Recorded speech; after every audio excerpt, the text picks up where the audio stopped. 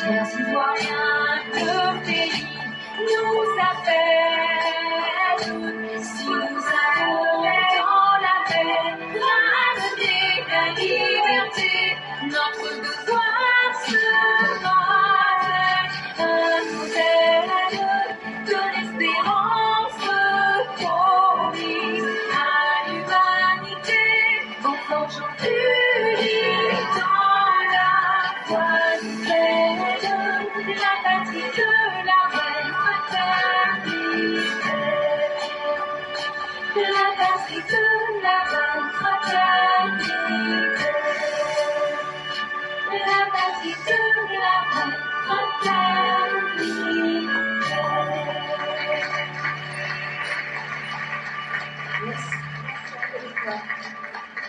Merci. Juste ça, s'il vous plaît. Bonjour mesdames et messieurs, bonsoir selon votre zone géographique et bienvenue sur la plateforme Éclaireur Pro Vérité. En ce 22 avril 2024, nous disons merci à tous ceux et toutes celles qui sont les fidèles de cette plateforme. Merci infiniment de nous suivre, merci infiniment de partager l'idéologie que nous propageons. Elle consiste simplement à convaincre sans chercher à vaincre qui que ce soit, parce que nous croyons au pouvoir des arguments qui peuvent convaincre et non chercher à vaincre qui que ce soit. Mesdames et messieurs, nous avons 4 sujets à vous présenter et après ces 4 sujets, vous aurez, avec beaucoup de plaisir, un éditorial de Mère Blanc et après cela, s'en suivra les commentaires des différents éditorialistes et de ceux qui animent la plateforme Éclaireur Pro Vérité en ce jour. Le premier sujet est un sujet qui concerne le PDCI et il a pour titre PDCI, Tidiam, héritier d'une coquille vide. Est-ce que le PDCI aujourd'hui n'est pas une coquille vide dont a hérité Tidiam Thiam? Depuis l'avènement d'Internet, qui ne permet aucune opacité et rend tout transparent, on se rend bien compte que le nouveau président du PDCI, Tidiam Thiam, a du mal. D'abord dans la construction de ces structures, des erreurs qui hier seraient passées inaperçues. Que non. On a vu la réaction de Billon, la nomination des PDCistes défunts, d'autres aveugles. Et donc ici, ce qui permet à l'article et à celui qui l'a écrit, bien sûr, de douter de la capacité du PDCI à être un parti qui est cohérent et qui soit même viable, un parti qui donne à toute personne qui veut être réaliste l'impression de se demander est-ce qu'on a réellement affaire à un parti politique qui a encore de la contenance. Il dit grâce à l'Internet, on ne peut plus rien cacher à quelqu'un. Et quand on regarde même la gestion actuelle du PDCI par Tidiam Thiam, on sait qu'il y a beaucoup de choses qui ne vont pas du tout. Il dit, vous pourrez prendre par exemple un exemple, quand au PDCI, eux-mêmes n'arrivent pas à maîtriser les hommes qu'ils ont en main, quand ils n'arrivent pas à maîtriser, à connaître leurs ressources humaines. On a vu des militants RHDP être nommés au PDCI. On a vu des gens décédés être nommés au PDCI. On a vu d'autres aveugles, d'autres estropiés, même avoir des postes qu'ils n'ont jamais demandés. On a vu la réaction de Jean-Louis Billon. Et on en a vu assez avec une scène à la maison du PDCI, autrefois hermétique et discrète. Ce n'est plus le cas.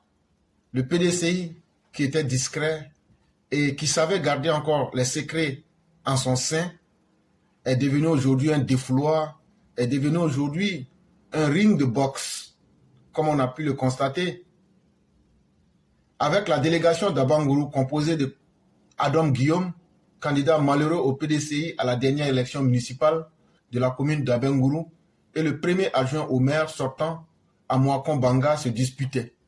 Et donc, grâce à Internet, vous aurez tous pu voir le combat de boxe évité de justesse entre ces deux cadres du PDCI.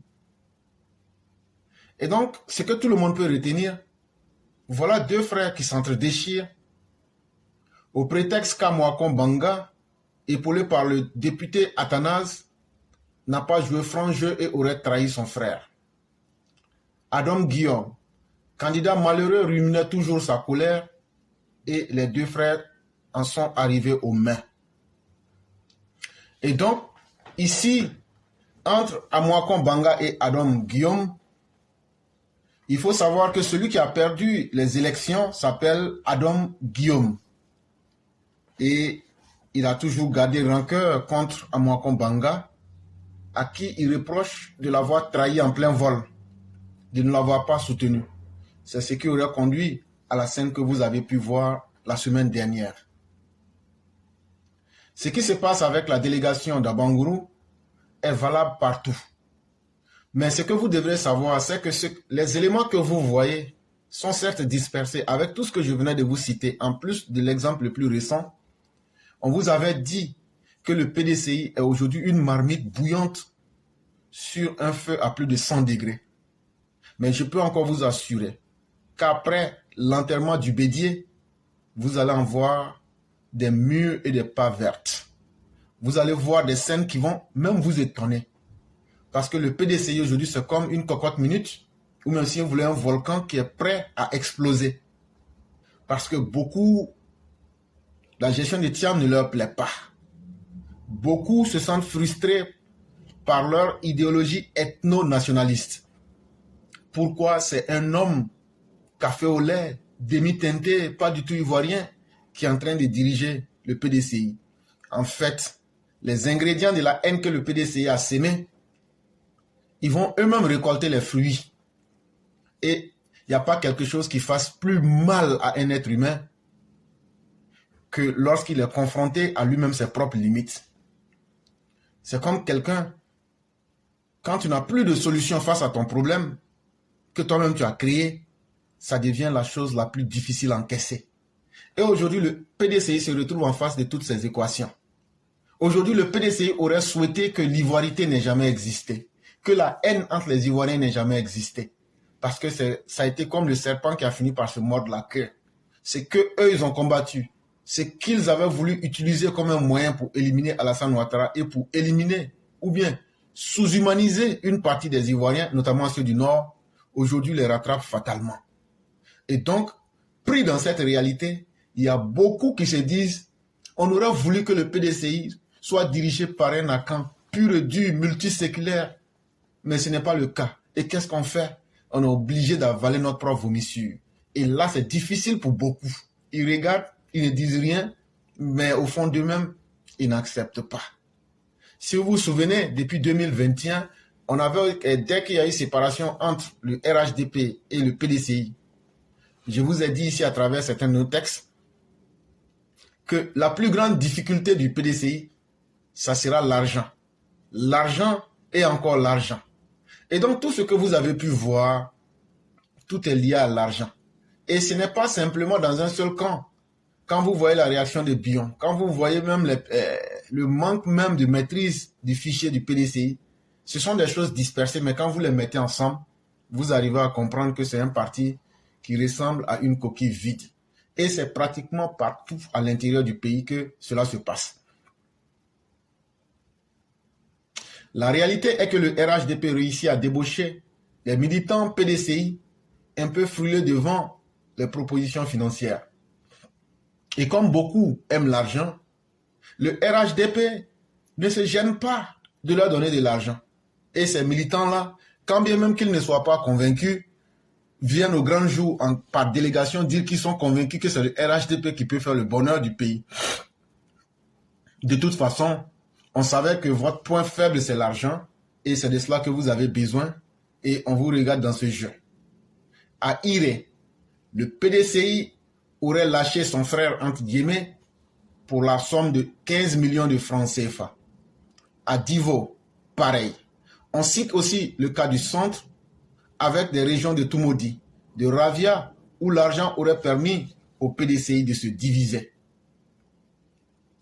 À la réalité, le verre est dans le fruit et les délégués PDCI ne parviennent pas à résister devant l'argent. Et ce qu'on vient de vous dire, vous allez dire, mais ce sont des simples représentants, ce sont des simples députés, ce sont des simples maires, ce sont des simples citoyens. De toute façon, même si ça ne va pas, bon, voilà. Mais Thiam est dans la même condition. Thiam, il faut se le dire et il faut que cela soit su, en réalité, a hérité d'une coquille vide. Le PDCI que vous voyez là, c'est une coquille vide. Tout dernièrement, vous aurez remarqué, je pense que Thiam avait une réunion avec les Baoulés, mais très vite, les choses ne se sont pas passées comme il le souhaitait. Et donc, selon même certains services de communication du PDCI, ils sont sortis pour démentir que cette réunion n'aurait jamais lieu, parce que ça n'a jamais été mis en place. Mais la réalité est qu'ils ont vu que les Baoulés ne sont pas prêts pour eux. Et donc encore, ils ont rejeté. Et en réalité, tous ceux qui entourent Thiam, la manière même par laquelle Thiam est venu, il faudrait qu'il soit convaincu que ces personnes qui l'entourent et qu'il appelle des frères ne sont là que pour l'argent. Et le premier exemple, quand il est venu là, qui a payé les cotisations de ces personnes? Et donc, vous comprenez encore que dire que c'est le RHDP qui arrive à débaucher, il peut prendre l'argent du RHDP et puis ne pas voter pour le RHDP. Mais c'est qu'au sein même du PDCI même, les gens sont tenus par l'argent. Et donc, il a fallu que Thiam paye les cotisations de certains avant qu'ils ne puissent être autour de lui. Et donc, Thiam les a domptés par l'argent. Voilà ce que c'est que le PDCI. Et donc, comme disait quelqu'un, le poisson pourrissant par la tête, les militants du PDCI aussi reprochent à leur chef Tidjane Thiam d'être allé faire la courbette pour obtenir devant le président du RHDP, son Excellence Alassane Ouattara, de quoi l'aider à organiser les obsèques de M. Bédié. Quel montant? Question, mystère et boule de gomme. Dans tous les cas, on a besoin de 950 millions environ pour réussir les obsèques de Bédié. Et donc les militants aussi du PDCI aussi disent à Tidjane Thiam, c'est vrai, nous on sait qu'on est comme des chiens et on court derrière l'argent comme un chien courait derrière les autres. Mais toi-même là, en allant chez Ouattara là, on sait ce que tu allais faire là-bas. Toi qui dis que tu es un banquier multimilliardaire là, toi qui dis que tu peux payer les cotisations des militants du PDCI, c'est une honte que tu ne puisses pas organiser les obsèques de celui qui t'a précédé, Bédié. Tu allais te déculotter devant Alassane Ouattara pour demander que celui-ci te donne 950 millions. Mais les 950 millions là, tu as dit que c'est pour que les funérailles de Bédié puissent être réussies. Mais les 950 millions là, est-ce que quelqu'un parmi nous les gens du PDCI, on a vu la couleur, à plus forte raison l'odeur? Donc là, nous aussi on te reproche ça en tant que militant PDCI. Et même si Thiam, déjà dirigeant économique, n'en est pas à ses pratiques, le PDCI, lui, dont les militants ne savent pas souffrir, surtout qu'il rêve de sortir de l'opposition et aller à l'assaut du pouvoir. Encore pour l'argent. Et donc, malheureusement pour ce parti qui n'est tenu que par l'argent et vivent à l'aise, eux, ils voient tout en termes d'argent, en termes de numéraire. Et donc, il faut toujours être là où l'argent peut couler, parce que eux, là, eux, ils ne savent pas souffrir. Le verbe souffrir, là, ça n'existe pas et eux, ils n'acceptent pas. Et donc, le rêve du PDCI, comment quitter de la même manière que le FPI, PPACI, avec tout leur démembrement, disent comment est-ce qu'on peut avoir le pouvoir pour essayer d'appliquer le combat de Krabbe Niabe et de diviser les Ivoiriens et de tuer les Ivoiriens. C'est de cette même manière que le PDCI se dit comment est-ce que nous on peut sortir de l'opposition pour avoir le pouvoir et puis avoir l'argent du pays à notre disposition et puis essayer de nous la couler douce. Voilà la réalité des partis politiques ivoiriens.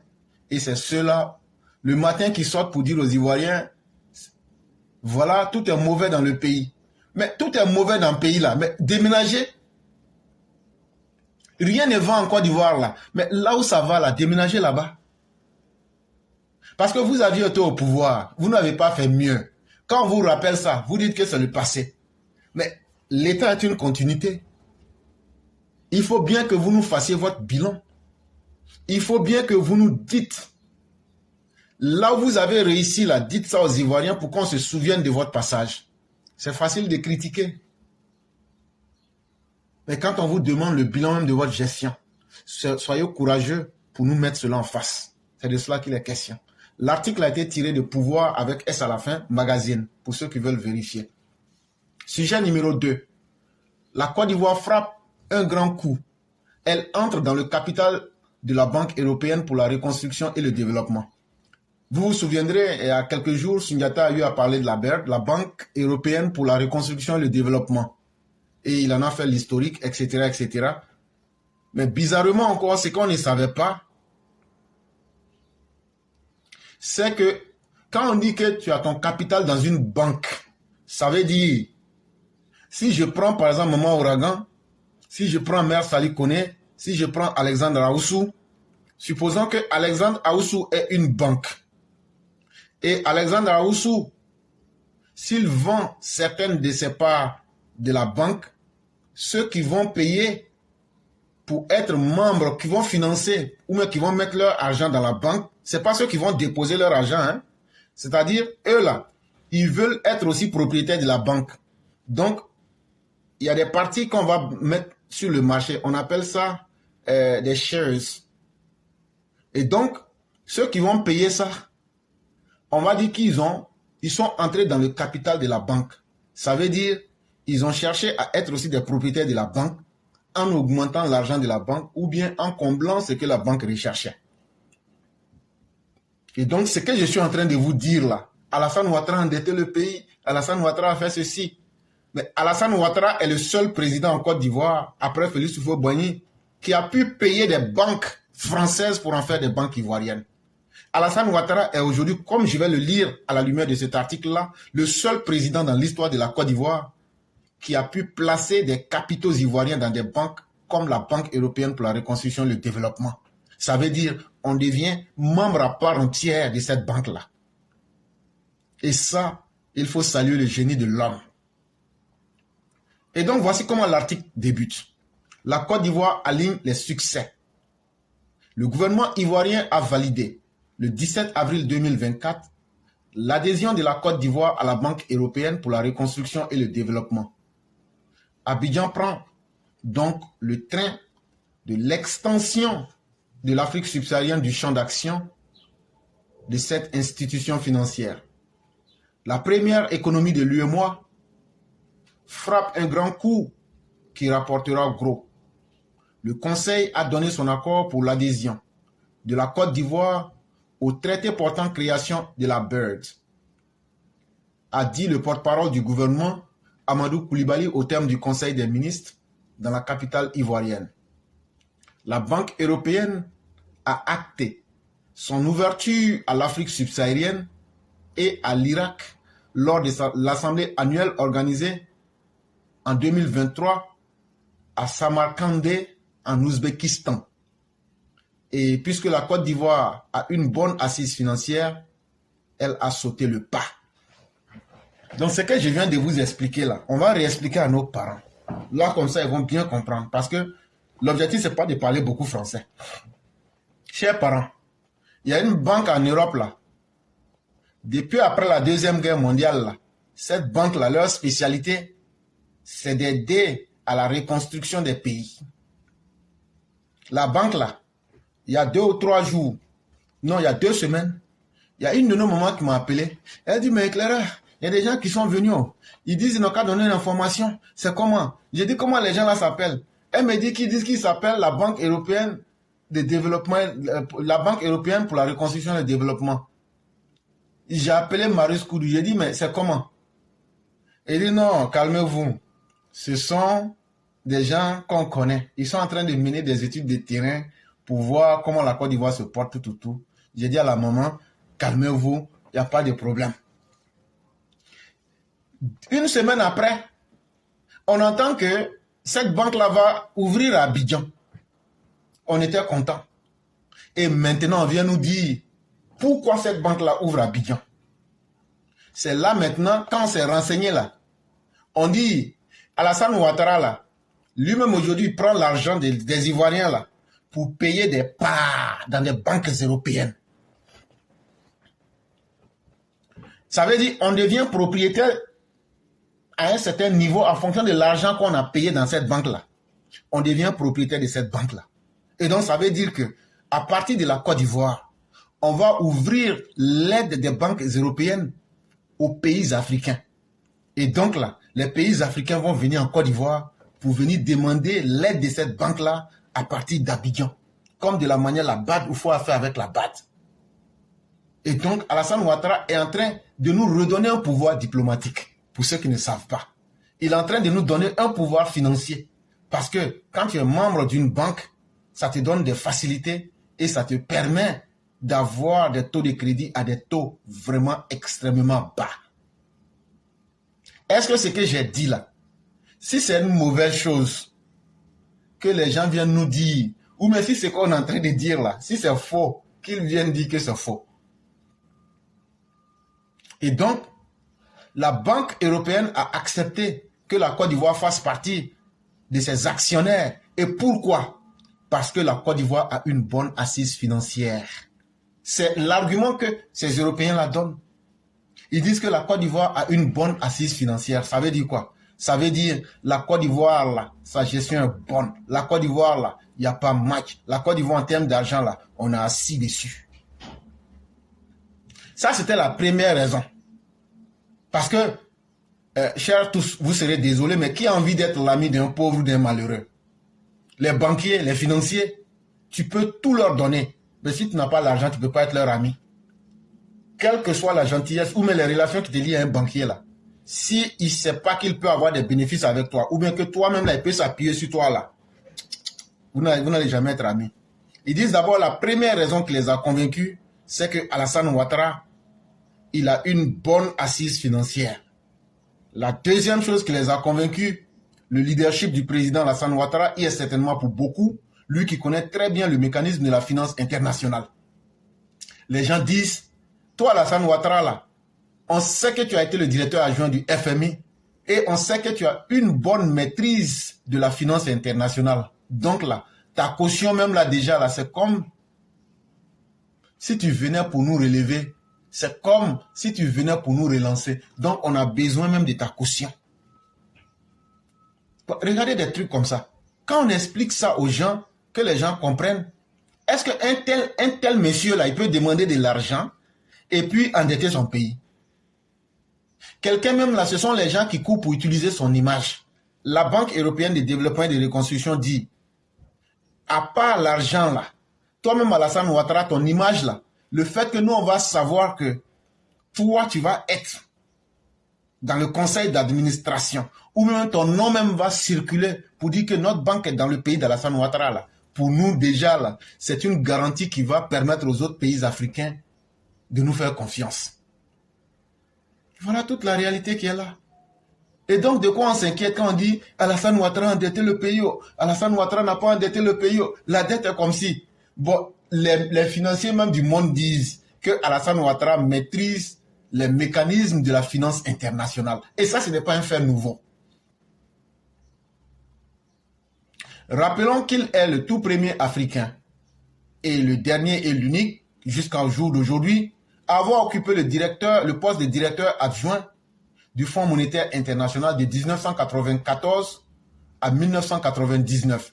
Une expérience qui lui a permis de tisser de solides liens avec cette institution et le marché international. Écoutez très bien l'article. Hein?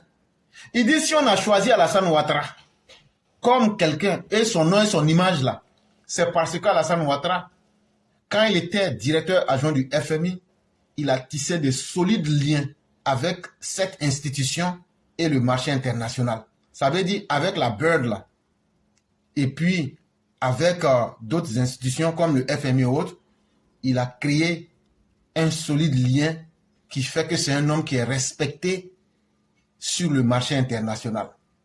Aujourd'hui là, tous les grands pays de ce monde qui ont besoin de conseils, je vous l'ai dit ici, à vous d'aller vérifier et de venir dire que c'est faux.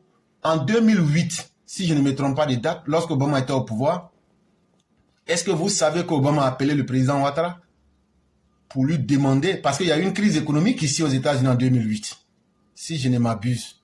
Et l'aide et l'expérience du président Ouattara a été demandée par le président Obama pour essayer de sortir de cette situation. Et donc, quand le président Ouattara nous met dans la cour des grands, ce ne sont pas des petites gens qui peuvent venir à travers leurs mots. Quand je dis leurs mots ici, ça veut dire M-A-L au pluriel, donc ça donne M-A-U-X. Et puis leurs mots comme M-A-O-T-S, en tout cas les deux, ça veut dire leurs méfaits et leurs paroles ne peuvent pas rendre Alassane Ouattara petit. 4 pays ont été sélectionnés, dont la Côte d'Ivoire, pour entrer dans le capital de la BERD, a déclaré M. Koulibaly, en ajoutant que le gouvernement prendra des dispositions appropriées pour que le pays profite des finances dédiées aux projets structurants dans les États membres. Ça veut dire quoi? Ça veut dire il y a 4 pays là. C'est eux qui ont pu payer des capitaux dans la BERD. Et grâce à cette capacité et à ce positionnement dans cette banque-là, ces pays-là pourront accélérer et fortifier, rendre plus fort les différents projets dans les États membres. Ça veut dire c'est la Côte d'Ivoire maintenant qui va devenir le gendarme des autres pays membres, peut-être du côté de l'Afrique ou même quelque part même dans le monde, parce qu'on a notre argent là-bas. Et les bénéfices que cette banque-là va générer, là, la Côte d'Ivoire aura pour elle dedans. Et en même temps aussi, on pourra avoir même des taux de crédit à taux presque zéro. C'est de cela qu'il est question. On ne parle pas de ceux qui font tomber les banques comme les Tidiane Thiam, et on ne parle pas des économistes, des cahiers comme le Mamadou Koulibaly ou bien un certain Laurent Gbagbo. À noter que la BERD, quand vous parlez de la BERD ici, c'est la Banque européenne de reconstruction et de développement, avait annoncé lors de sa dernière assemblée annuelle tenue en mai 2023 qu'elle étendrait son périmètre à un maximum de 6 pays d'Afrique subsaharienne dans un premier temps de 2025 à 2030. Et donc sachez que en mai 2023, là, la BERD avait dit qu'elle allait prendre au maximum 6 pays en Afrique subsaharienne en 2025 et 2030. Mais regardez la Côte d'Ivoire qui est parmi ces pays-là déjà. Et on est aujourd'hui à quel jour? Nous sommes en 2024. Montée en 1990 pour matérialiser l'économie de marché dans les pays d'Europe centrale et orientale, la BERD a bien grossi depuis. Elle opère maintenant en Asie centrale, dans les régions méridionales et orientales de la Méditerranée. Et donc c'est une banque qui est devenue quasiment internationale. Pour la Côte d'Ivoire, c'est une consécration de plus. Après le relèvement par l'agence Moody's de la notation de crédit du pays. Et donc, ce que vous devez savoir, pour ceux qui sont des économistes sérieux dans le monde, cette situation vient démontrer, vous avez vu que l'agence Moody's a dit que la Côte d'Ivoire est solvable, etc., etc. C'est à partir de tout ça. Et puis les gens viennent vérifier. Et quand ils voient toutes ces réalités-là, ça rend encore le pays plus crédible. Ça fait que le pays n'est plus un pays infréquentable. C'est de cela qu'il est question. Avec l'entrée dans le capital de la BERD, le président Ouattara laissera une nation encore plus forte et des perspectives très prometteuses. Et donc, chers Ivoiriens, je ne sais pas si vous vous rendez compte de ce que je suis en train de dire. C'est-à-dire que Ouattara lui-même là, tu peux payer une banque ivoirienne, demain les Ivoiriens vont faire tomber. Mais quand tu payes une banque internationale, que tu places l'argent des Ivoiriens là-bas, ça ne peut pas tomber. Sauf si Tidiane Thiam va gérer. Et donc, ça fait que le président Ouattara, c'est ça qui fait rêver tous les politiciens aujourd'hui. Parce que la Côte d'Ivoire a un patrimoine solide, que ce soit à l'intérieur de la Côte d'Ivoire comme à l'extérieur de la Côte d'Ivoire. Et ça, il faut saluer le génie politique d'un homme qui nous a dit qu'il était économiste et qui nous a montré que lui, il est non seulement allé à l'école, mais il a bien appris à l'école et il sait le rendre sur le terrain. Pour ceux qui veulent vérifier ce que je viens de dire, vous partez sur tunisienumérique.com, vous allez voir l'article là-bas et vous pourrez le lire. Sujet numéro 3. Soro Guillaume Kibafori, l'éternel filou. Quand on avait dit à beaucoup de nos parents, non, Soro Guillaume m'a appelé, oh, il a changé, oh. Comme lui-même il souffre maintenant là, donc là il a compris, il a changé. Allez voir le nombre de vidéos que nous avons eu à réaliser le jour où on dit Soro Guillaume m'a appelé. Et puis aujourd'hui, allez voir le nombre de vidéos. Il y a des gens même qui m'ont accusé. Toi, si tu fais la promotion de Soro Guillaume, tu fais la promotion de Soro Guillaume. Mais en fait, eux, ce sont des malhonnêtes qui ont des idées au rabais. Ils savent que notre communication a dézingué leur super chéri. Et on a pu démontrer à nos parents.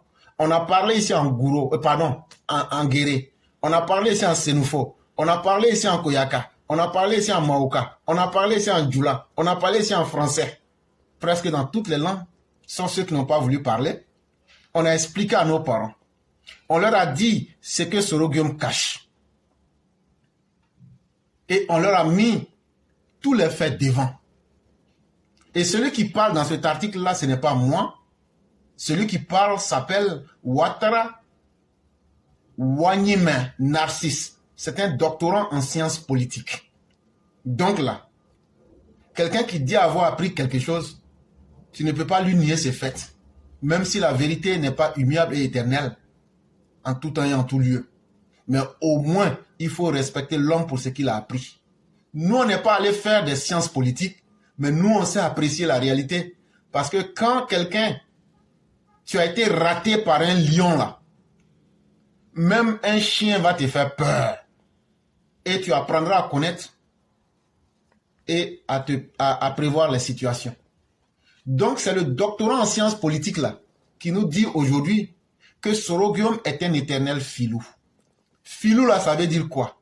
Un filou, si on veut simplifier, c'est un homme malhonnête qui cherche à voler les autres. C'est un homme qui pense que lui peut toujours tromper les autres. C'est un homme qui pense que lui, il va utiliser sa ruse pour tromper les autres. En réalité, on peut utiliser ici filou comme le diable, le malin. Si vous voulez d'autres synonymes, un filou, c'est un aigre-fin, c'est un bandit, c'est un brigand, c'est une canaille, c'est un chenapan, c'est une crapule, c'est un escroc, c'est un grédin, c'est un malfaiteur, c'est un maraudeur, c'est un homme pourri, c'est une racaille, c'est un scélérat, c'est un vaurien, c'est une vermine, un voleur, un empileur, un faisan, une fripouille, un panda, un ripou, un sacripant, un escroc, un fripon, un coquin.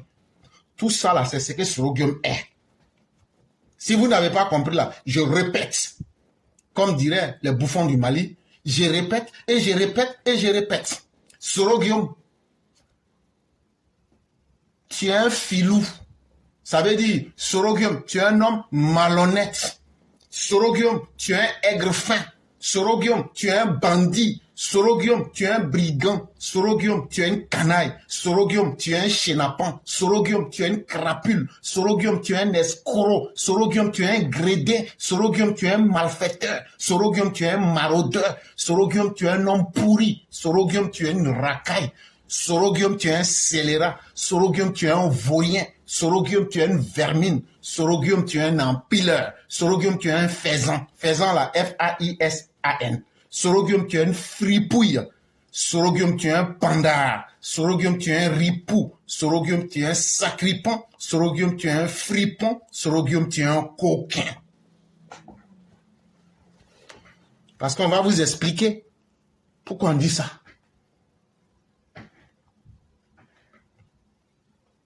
Croire à la sincérité du Guillaume, c'est comme accorder du crédit à une prostituée qui clame sa virginité. Hey, vous nos parents à qui on parle là, si Sorogium là, vous voulez croire en lui là, c'est votre problème. Mais Sorogium que vous connaissez là, c'est comme une prostituée, une poclée de la rue Princesse qui vient vous dire, moi je suis vierge. Après avoir mené une campagne médiatique contre le pouvoir d'Abidjan en proclamant sa déchéance, l'individu est revenu rampant la queue entre les jambes, demandant pardon au président Alassane Ouattara. C'est cet individu avec tous les qualificatifs que je viens de vous dire là, qui se comporte comme une prostituée et qui est là pour dire « Je suis au Mali, je suis au Burkina, je fais ceci, mais je suis un homme bon ». On nous dit un matin qu'il s'est réveillé en train de pleurnicher, en train de crier, de plaindre le sort et de donner l'impression que lui, il est malade. S'il meurt, là, ça sera sur la conscience de Ouattara. Ou bien c'est un homme qui est fatigué, Parade n'est pas bon. Qu'est-ce que Sorogium a fait qui n'est pas bien? C'est ce que les gens ont dit. Et les gens ont pris le temps de nous dire que c'est Sorogium qui a été l'initiateur du coup de fil et que personne ne l'y a contraint. On dit qu'il n'y a personne qui l'a forcé à appeler le président Ouattara. Mais comme le Guillaume est coutumier des coups fourrés, il va prendre l'initiative de la communication en tentant de semer la confusion dans les esprits publics et dans l'opinion publique. Le même qui nous dit-on aurait appelé pour demander pardon et plier sa queue entre les jambes, c'est ce même-là qui demande à ces cyberactivistes essayer de vous attaquer à Ténébrema Ouattara. Essayez de vous attaquer à la maman d'Amadou Gon Coulibaly. Est-ce que ça s'est passé ou bien ça ne s'est pas passé? Est-ce que la vidéo du samedi de la guêpe, là, vous avez vu mais vous n'avez pas vu? Et donc, quelqu'un qui a changé là, comment cette personne peut demander à ces cyber-chiens de sortir et de semer la confusion dans l'opinion publique, surtout en s'attaquant non seulement à des gens déjà morts, mais à l'héritage même de ces personnes-là à travers leurs parents. Ça veut dire que la haine de Soro Guillaume est tenace. Et Soro Guillaume ne changera jamais. Il ne fait que penser qu'il peut se foutre des gens comme le font les filous.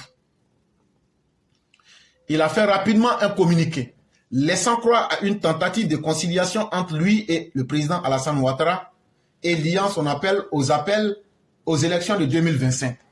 Et donc, dans sa confusion, pour ce que beaucoup n'ont pas vu, il dit non, lui et puis Alassane Ouattara se sont entendus. Toi et puis Alassane Ouattara, vous vous êtes entendus? Que ça veut dire la paix des braves. Allez prendre leurs différents communiqués. Chers parents, nous, on n'est pas là pour vous blaguer. Nous, on vous explique deux choses ici. Si c'est pour lire les textes là, tout le monde peut lire un texte, mais tout le monde ne comprend pas un texte. C'est pourquoi quand on va faire les examens là, il n'y a pas un sujet qui est plus difficile que les sujets littéraires. Parce que tu peux mal comprendre ton texte. Alors qu'un sujet mathématique, si tu as bien appliqué tes théorèmes, il n'y a pas deux choix. Tu vas pouvoir valider. Et donc là, nous ne venons pas faire des lectures. Nous venons ici pour vous expliquer ce que vous ne voyez pas forcément, ou bien ce que l'attention du commun ne voit pas, mais ne touche pas aux premiers abords. C'est pourquoi on vous parle d'analyse politique. Dans les différents communiqués qui ont été faits, ils ont expliqué aux gens que c'est la paix des braves. Ça veut dire, j'ai déjà expliqué ça ici par le passé, Ouattara n'a pas pu maîtriser Soro Guillaume, Soro Guillaume aussi n'a pas pu maîtriser Ouattara. Donc là, c'est comme maintenant, si les deux se sont neutralisés, ils sont au même pied d'égalité. Allez prendre le communiqué de son porte-parole et lisez, vous allez comprendre. Ce n'est pas pour rien qu'on s'est levé, nous ne sommes pas des ennemis de la paix. Mais quand les gens parlent là, nous on analyse. Quand les gens écrivent quelque chose, on analyse. Et puis on comprend ce qui est derrière. C'est quand on a vu tout ça. Et après, qu'est-ce qu'on a vu? Mamadou Traoré, si je ne me trompe pas, qui est à Abidjan là-bas, sort pour dire que si Alassane Ouattara aujourd'hui n'a plus d'autre choix que de faire appel à Soro Guillaume, parce que les cadres du RHDP aujourd'hui ne peuvent pas tenir en face des Tidjane Thiam. Ils ont dit tout ça. Ça a été le deuxième point que nous a dit. En tout cas, moi, je me suis dit, mais comment? Nous, nos cadres qui sont restés autour du président, c'est vrai qu'ils ont leurs défauts, ils ont leurs failles. Mais un enfant qui est resté auprès du père quand il en avait besoin là, est-ce qu'il n'est pas mieux que celui qui est resté dehors pour pouvoir souhaiter la mort du père? Et la troisième chose qui pouvait encore convaincre même les plus sceptiques, allez regarder les vidéos des différents communicants de Soro Guillaume depuis un certain nombre de jours, quand on a mis leur supercherie dehors. Et cela ne leur suffisait pas. Ils ont dit comme ça, en fait là, Ouattara est tellement dans le besoin que quand il va venir en 2000, quand Soro Guillaume va rentrer, je vous en avais parlé, il va faire un appel pour que les gens votent pour Ouattara. Hey, Soro Guillaume lui-même, il a combien de militants? En fait, ils avaient voulu vous faire comprendre que celui qui bénéficie dans le rapprochement entre Soro et Ouattara, c'est le président Ouattara, parce que Soro est trop important. Et c'est là, nous on dit, nous et puis nos cadres défaillants là, mais qui sont restés, vous dites qu'ils sont défaillants, et on reconnaît leur défaillance, mais eux au moins là, ils sont restés autour du père, ils ne l'ont pas humilié. Ça au moins, ils ont ce mérite. Eux au moins, ils n'ont pas insulté Ouattara. Eux au moins là, ils ne lui ont pas créé plus de problèmes. Eux, au moins, là, ils ne l'ont pas mis à la vindicte publique. Eux, au moins, là, ils ne sont pas allés se coaliser avec les forces du mal pour humilier le président Ouattara. Et au nom de ce mérite-là, nous et puis nos cadres, là, on va se battre. Toi, Soroguium, là, tu ne vas pas être quelqu'un dans le pays, là. On demande aux vieux Ouattara de laisser palabre, là. Si nous et puis nos cadres, là, on échoue, là, c'est que vraiment, nous sommes des enfants maudits. Mais toi, Soroguium, là, ton parti et puis ton appel qui va faire que Ouattara va gagner en 2025, là, nous, on n'a pas besoin de ça. Nous, on compte sur nos propres capacités. Nous, on compte sur la mobilisation de nos militants. On a gagné en 2020. Tu étais le chef militaire du CNT. On a gagné. En 2015, on a gagné. En 2010, là, on a gagné. Donc, on n'a pas besoin de toi. Et pardon, tes militants, tes 20 millions de militants que tu as là, pardon, il faut leur dire de voter pour Tidjane Thiam. Il faut leur dire de voter pour Tidjane Thiam, mais ton père Babo. Mais il faut laisser Alassane Ouattara. On va faire 1000 élections. Nous, on va vous battre 1000 fois. Et donc, quand on a vu tous ces éléments-là, c'est ce qui nous a permis de savoir et d'interpeller les gens pour dire qu'il n'y a aucun sérieux dans ce que ce filou est en train de faire. Il n'est que dans de la fourberie. Quelle fourberie le filou de Soroguium. Il croyait pouvoir berner ses quelques partisans. Et voilà que la vérité éclate au grand jour.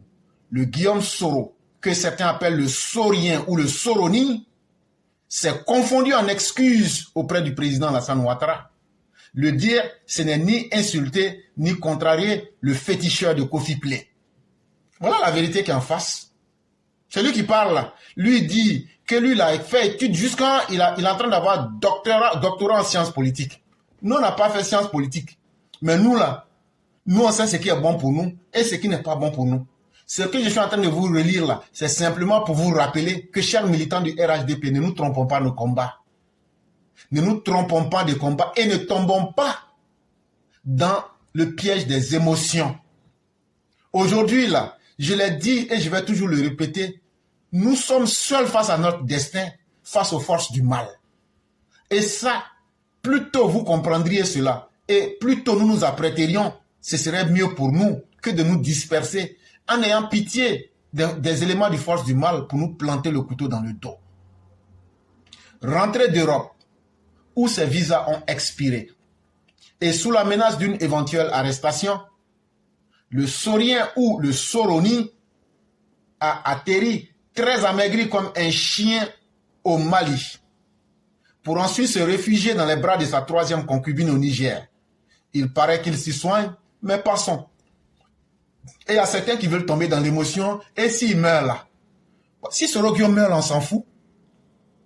Et les enfants des gens qu'il a tués là, lui, il ne les reconnaît pas. Les gens qui ont été tués dans le conteneur là, qui les a tués? Les Djalma là, qui les a tués? Qui a tué Cass? Eux là n'étaient pas enfants de quelqu'un. Les manipulations que Soroguium a fait pour faire tuer les gens par milliers pendant la rébellion, dans toute la Côte d'Ivoire, à l'ouest, au sud, tout. Donc la IB là, lui là, c'est pas enfant de quelqu'un. C'est Soroguium seul qui est enfant de quelqu'un. Hey. Entre la bêtise et puis la stupidité là, sachons faire la différence. Arrêtons de nous diminuer en étant dans les émotions faciles. Il n'y a personne qui aura pitié de nous. En tant que RDR, RHDP, et surtout quand tu as un leader qui est aussi grand que le président Ouattara, chez qui l'ennemi n'arrive pas à déceler de failles, sachez que cela va faire augmenter leur haine. Et ils vont utiliser tous les moyens. Et donc là, apprêtons-nous à être autour de notre chef. Apprêtons-nous pour le combat. Et apprêtons-nous pour relever les défis. C'est la seule voie que moi je vois en tout cas. Quand éclate la vérité sur son coup de fil, le Soroni ou le Sorien entre en transe, Aïcha Tremblay, et actionne ses réseaux de cyberactivistes voyous. Voilà la vérité qu'elle a maintenant. Quand on est sorti ici, on a dit, faites attention là.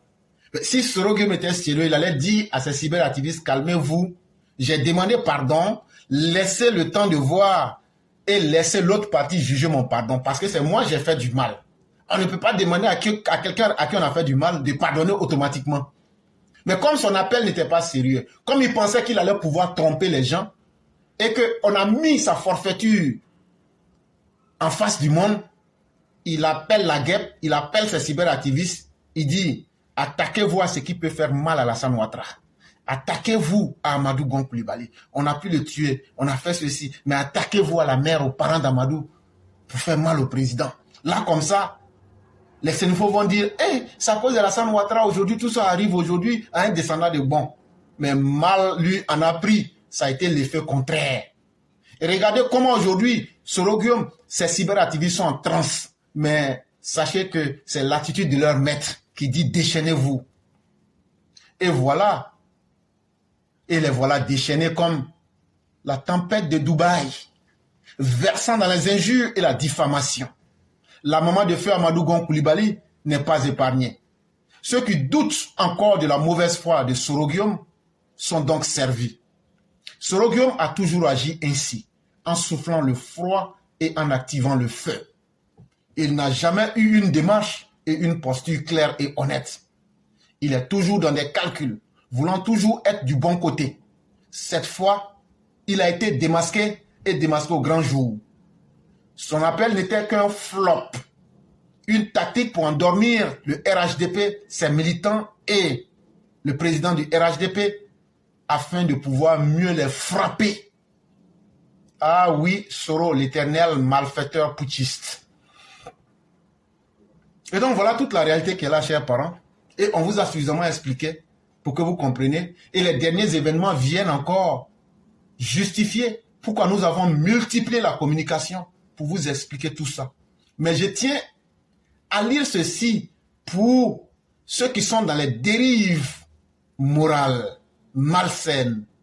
Ceux qui sont sur la toile et qui pensent que eux, parce que vous avez la capacité de parler et les gens vous suivent, donc vous gagnez une prime à l'immortalité. J'aimerais d'abord vous dire que c'est un fait surprenant et fortement choquant. La mère d'Amadou Gon Coulibaly n'est pas vivante. Mais quand vous utilisez la mort comme une réalité des plus banales et en être heureux pour pouvoir blesser des hommes politiques et atteindre vos objectifs ou bien utiliser la mort comme un moyen de vengeance et vous utilisez toutes les sortes de mensonges, des affabulations que vous ficelez savamment. Vous n'épargnez pas les vivants. Et votre sport favori même, c'est de s'attaquer aux défunts pour pouvoir blesser les gens en politique. Mais vous prévoyez le pire pour tout le monde. Mais vous oubliez que vous-même, ce sera bientôt aussi votre tour. Parce que la vie, là, tout le monde va passer un jour à la casserole. Et vous prenez ça pour un jeu. Et ça vous plaît. Vous enflammez les réseaux sociaux à travers vos fausses informations. Et en vérité aussi, il y a beaucoup de militants du RHDP qui aiment ça. C'est devenu votre sport favori. Parce qu'un homme, quand tu n'aimes pas quelque chose là, tu peux encore ne pas aller écouter cette chose. Mais vous allez quotidiennement prêter oreille et vous en délecter sans répit. C'est votre problème. Mais la question que moi je vous pose, vous, qui dites que vous êtes des partisans de Alassane Ouattara, et qui êtes par milliers sur ces chaînes-là, qu'est-ce que vous gagnez? Et posez-vous la question, où va notre société ivoirienne? Est-ce qu'au nom de la liberté et au nom de la démocratie, on doit perdre ses valeurs morales? On doit soi-même se rabaisser, s'avilir et tromper les consciences en détruisant nos valeurs africaines, en détruisant le respect aux morts, en détruisant le respect des aînés, en détruisant la bonne moralité. Sachez que vous contribuez, vous aussi, autant que ces personnes qui sont déjà les concepteurs de ces mauvaises actions-là, vous qui les suivez, vous participez à détruire ce que notre civilisation africaine a de plus précieux. Et ce que l'humanité partage et qui soit plus cher, c'est-à-dire notre humanité, c'est-à-dire la vie. Sachez aussi que vous êtes devenus des déchéants et des déviants moraux. Et pour des hommes avertis, ça devrait révolter de plus en plus. Il n'y a personne qui condamne ces faits gravissimes. Et c'est devenu régulier. On dénonce, mais rien n'est fait. Ces personnes récidivent. Mais en réalité, une société qui ne respecte ni ses morts, qui ne respecte ni le droit d'aînesse, qui ne respecte pas la mort, quand on sait ce qu'elle représente, la mort, c'est cette chose-là qui met fin à toute chose ici-bas. Mais aussi, c'est cette chose-là qui s'imposera à chacun d'entre nous. Comme le dit le Coran, toute âme goûtera la mort, quelle qu'elle soit. Ça peut venir par un accident, ça peut venir par une maladie, ça peut venir de quelques moyens même qu'on ne puisse imaginer. Mais sachez que vous qui célébrez la mort des autres et qui humiliez les autres comme si vous n'allez jamais mourir, sachez qu'un jour, la mort vous frappera. La maladie vous frappera. Un accident vous frappera. Et vous connaîtrez le destin commun qui est respectif à nos destins en tant qu'humains. Aucune personne, aucun destin ne peut dire « Moi, j'ai une garantie que je ne vais pas mourir ». Mais ce qui est encore plus triste, c'est qu'à l'heure de notre mort, on ne va pas emporter la terre avec nous. On ira simple, seul, et de la manière la plus insignifiante possible. Entre-temps, ma mort ou ta mort ne sera pas la fin du monde. Ça ne sera qu'une occasion pour permettre à d'autres générations de vivre sur la terre. Et c'est pourquoi dans le livre de Dieu, le Coran, Dieu rappelle à ceux... Est-ce que vous ne vous souvenez pas de ceux qui ont vécu avant vous? Est-ce que ceux-là n'étaient pas plus forts que vous? Est-ce que ceux-là, vous savez ce qu'ils ont fait? Ils ont fait 10 fois pire que vous, ou souvent 10 fois mieux que vous. Mais qui parle d'eux aujourd'hui? Mais il y avait une belle et vieille chose qui attend, et qui attendait tout le monde. Elle s'appelle bel et bien la mort. Et une fois qu'elle vous prend, il y aura toujours de la place pour que ceux qui vivent attendent aussi leur tour. C'est ça, un cycle de la vie. Pour chaque chose qui a existé, pour chaque chose qui s'est matérialisée dans l'existence et qui a eu un souffle, il y aura un jour où on dira que cette chose-là n'est plus. Alors ne soyez pas trop heureux et ne soyez pas heureux trop tôt. Parce que se réjouir, se satisfaire de la mort de quelqu'un, même si c'est un adversaire politique ou bien même un ennemi, sachez que cela ne va pas vous immuniser de la mort. Et donc, il ne sert à rien de cogiter, il ne sert à rien de spéculer, il ne sert à rien de philosopher sur la mort des autres en voulant les blesser davantage dans leur dignité, parce que c'est votre propre humanité que vous remettez en question. Et vous ne faites que diminuer votre propre personne. Vous pensez qu'en agissant ainsi, vous allez rajouter sûrement à la douleur psychologique des parents, des victimes.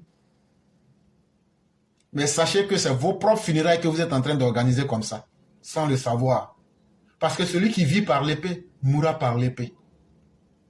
En vérité, aucun être pensant, aucun être réfléchi, en tout cas, tout être humain qui est en pleine possession de ses facultés, ne peut justifier une telle posture.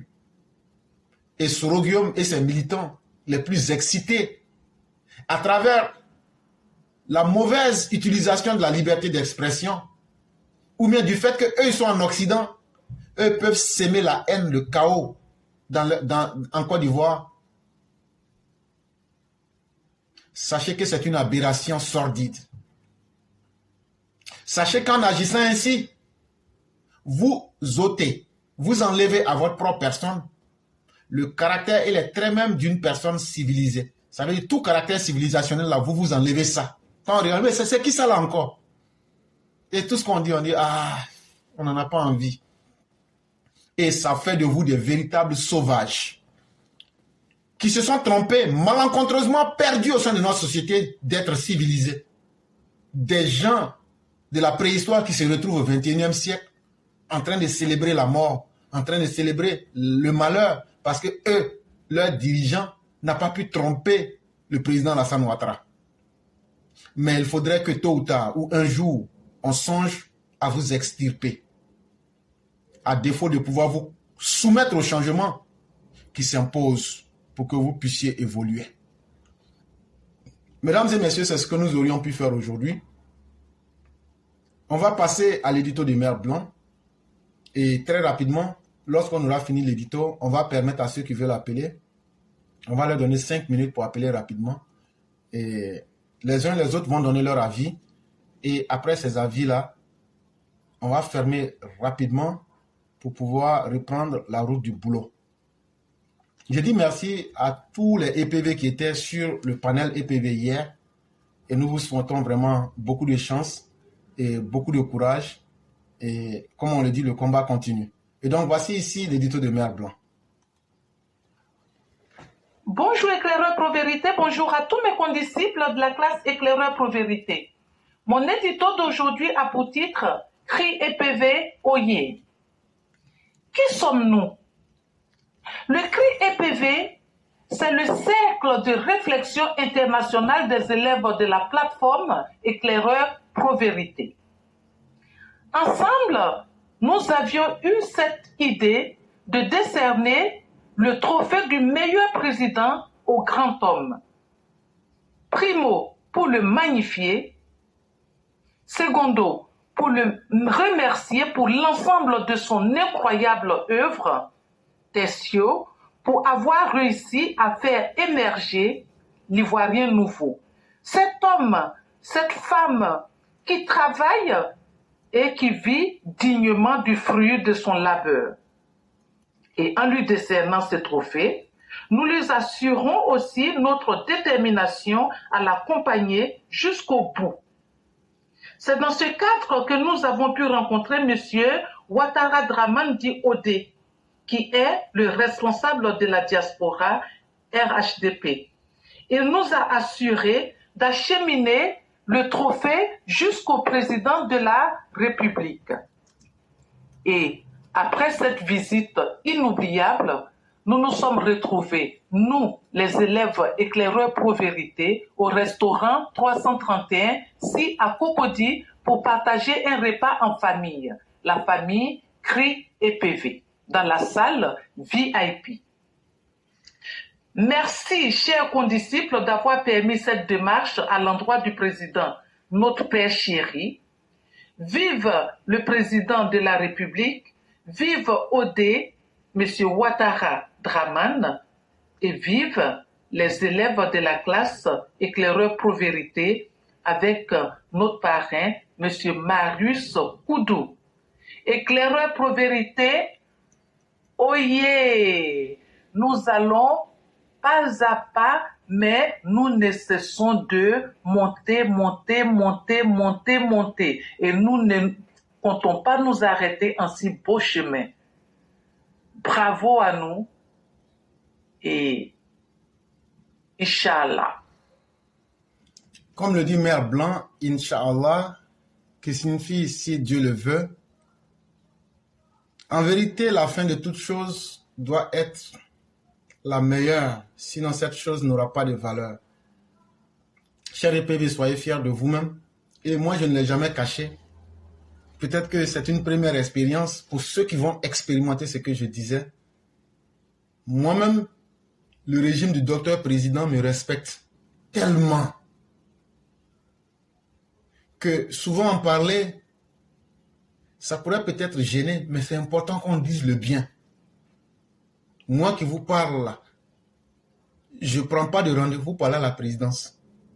Parce qu'il y a des choses là, il faut dire. Ah, vous aimez critiquer. Mais en même temps aussi, là, nous, on est honnête. C'est que les gens nous donnent là, on dit. On n'est pas bête. Mais nous, on sait que dans toute relation humaine là, il faut laisser les choses venir naturellement. Mais quelqu'un qui te respecte là, si tu ne connais pas cette personne, tu vas connaître ceux qui ne te respectent pas. Moi, quand je vais à Abidjan, je passe par le salon présidentiel. Moi, je suis qui? Rien. Si ce n'est pas le régime de Ouattara. Ça, c'est moi. Et quand je suis à Abidjan, là, toutes les portes, je dis bien, toutes les portes me sont ouvertes. Ça, c'est moi. Mais, quand d'autres épées vont expérimenter ça et viennent vous le redire là, c'est comme le livre d'Aimé Césaire, Cahiers d'un retour au pays natal. Chère mère, vous avez expérimenté, vous avez vu. Et donc, ce n'est plus à moi de le dire. Mais nous remercions vraiment les autorités. Et c'est pourquoi nous, notre relation avec les autorités d'Abidjan, ce ne sont pas des relations qui sont basées sur l'argent. Mais ça sera, et ça a été toujours des relations qui sont venues naturellement. Je le dis souvent, ce n'est pas Alassane Ouattara qui nous a demandé de le suivre. Mais ce n'est pas lui aussi qui peut nous dire de ne pas le suivre. Parce que sur cette plateforme-là, beaucoup ont sur leur corps les stigmas, les traces de ce qu'ils ou elles ont vécu. Et nous avons vu combien de fois le docteur a souffert. Et nous n'allons jamais accepter de sous-traiter la souffrance du docteur. Voilà notre conduite et voilà notre philosophie. On ne demande pas mieux que le docteur puisse finir sa gestion dans la dignité, dans l'honneur. Et ça, nous, on ne va pas négocier. C'est pourquoi quand on n'est pas content de quelque chose là, on le dit directement et de façon claire. Mais ça ne veut pas dire qu'on n'est pas avec notre docteur. Non. Parce que quand le docteur même doit nous soigner nos plaies là, il prend ciseaux et puis il enlève les cellules mortes. Et de cette même manière-là, si on est guéri, là, on doit venir lui dire qu'on est guéri. Ou mais si on n'est pas guéri, là, on lui dit on n'est pas guéri. Supposez-vous qu'un docteur vous traite et puis tu n'es pas guéri, tu dis, bon, comme c'est mon docteur, je ne vais pas lui dire la vérité, tu vas mourir. Quand on n'est pas content du docteur, là, on vient ici, on lui dit ça en face. Et le message, il l'obtient.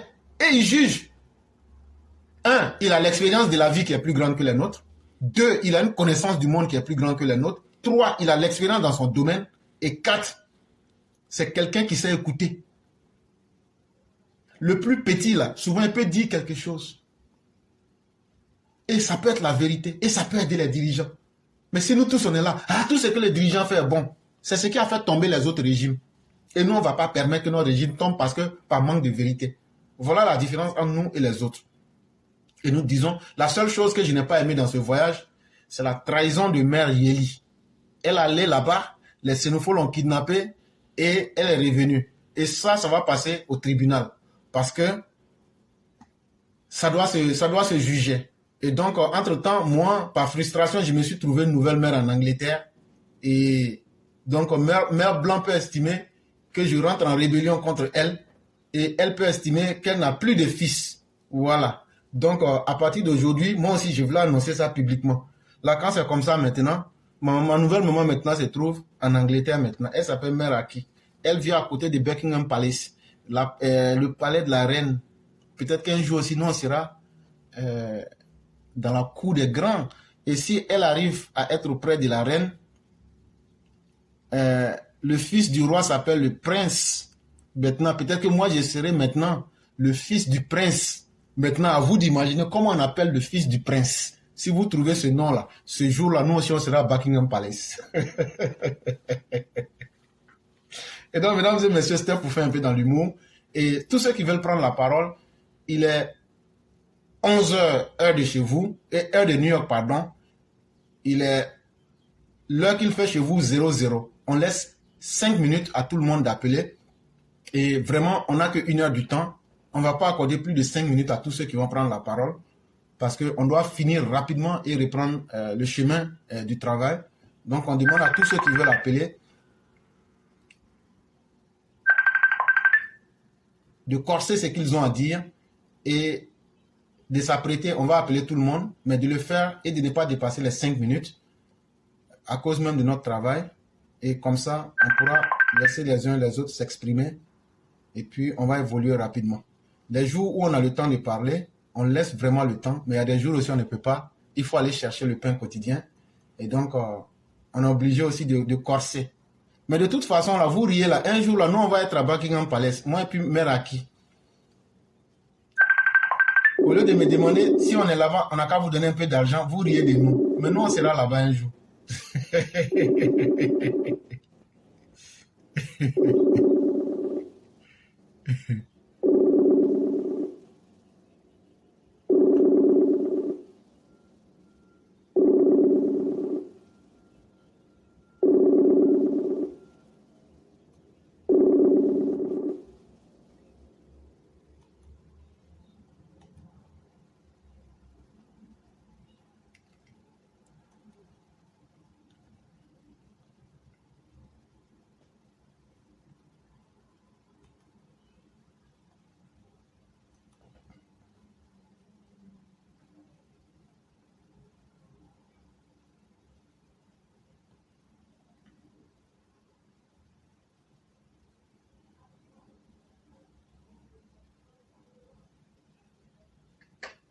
Allô? Allô? Oui, bonjour, cher frère.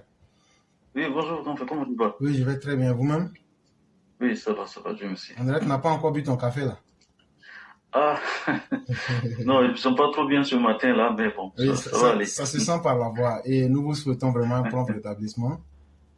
Ok, Et que Dieu ramène merci la beaucoup. santé. Il n'y a pas de problème. Merci beaucoup, merci. Il n'y a pas de problème. Vous avez Ok, la parole. donc, je vais aller rapidement. Bonjour à vous, bonjour à tous ceux qui nous écoutent.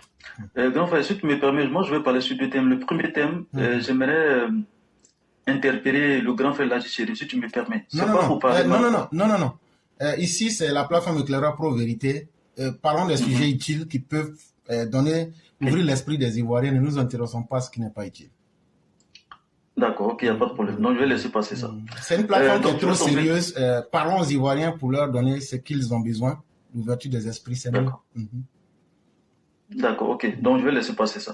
Je vais parler directement dans le deuxième sujet qui concerne certains militants qui suivent des partis politiques pourquoi? Pour des miettes, en fait. Vous allez me comprendre ce que je vais dire. Chers parents, vous savez, les élections vont approcher. On vous a dit ça. Hein. Les gens vont vous approcher pour aller faire des meetings. Les gens vont vous approcher pour dire, venez, on va vous mettre dans le cas pour vous accompagner ici et là. Mais ce qu'on voit là, c'est quoi? Ils vont vous proposer de l'argent, 5 000, boire des sardines, du pain pour manger, pour vous déplacer pour aller ici et là. Mais, chers parents, les partis politiques qui viennent vous voir là, et qui vous disent de venir en moyennant quelque chose là, mais ces partis politiques là, vérifiez bien. Analysez d'abord ce pourquoi ils vous invitent là, analysez très bien.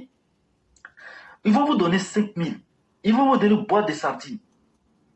C'est pour ça que PPAC vient vous voir. Parce qu'ils n'ont pas de militants. Ils vont vous donner 5 000. Si on va venir vous voir, il va vous donner 5 000 de boire des sardines pour venir monter dans le car pour aller remplir le nombre de militants pour les meetings. Mes chers parents, l'avenir du pays là, avec 5 000 là, est-ce qu'on peut les comparer?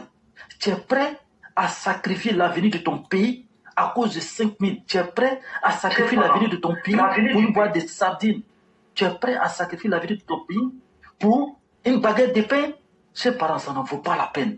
Voir la Côte d'Ivoire aller en lambeaux pour des miettes qu'on va venir vous donner, chers parents, s'il vous plaît, ça ne vaut pas la peine. Quand des gens viennent vous voir pour vous inviter à quelque chose, est-ce que ceux qui viennent vous inviter, est-ce que ça vaut la peine? Il faut être quelqu'un, il faut qu'on soit des personnes qui aiment notre pays, qu'on ne doit pas suivre des gens qui n'en valent pas la peine et qu'on sait que c'est des gens qui vont avoir le pouvoir, ils vont gâter le pays là.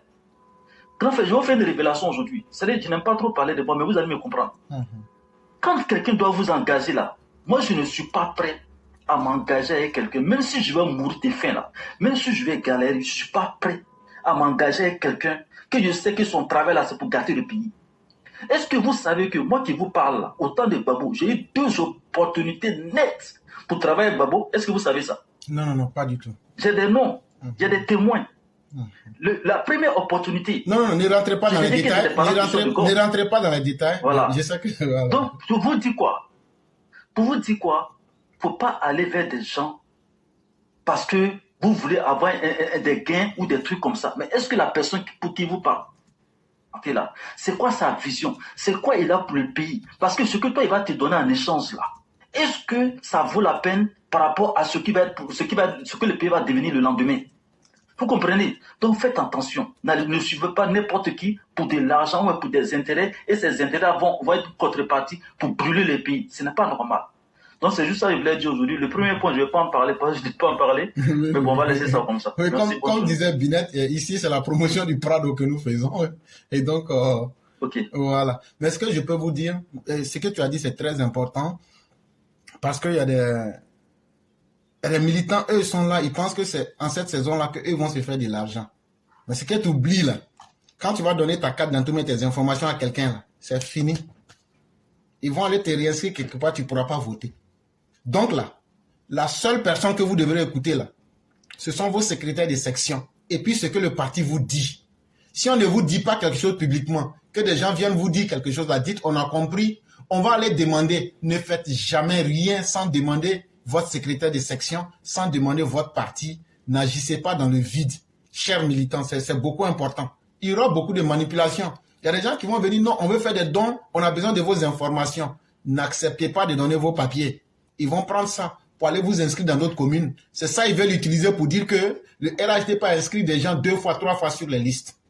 Donc, laissez tomber vos histoires de mangement. Ou maintenant, c'est 5 000, il faut prendre. Et puis, c'est pas pour voter là. C'est ta vie, tu as pris comme ça, tu as vendu ta vie à 5 000. Et c'est ce que vous avez dit. Et les gens doivent tenir compte de cela pour ne pas hypothéquer leur destin ou même leur avenir, tout au moins. Vraiment, merci beaucoup. Merci infiniment et on va vous souhaiter un prompt rétablissement et une excellente soirée. Ok, merci, bonne journée. Merci beaucoup.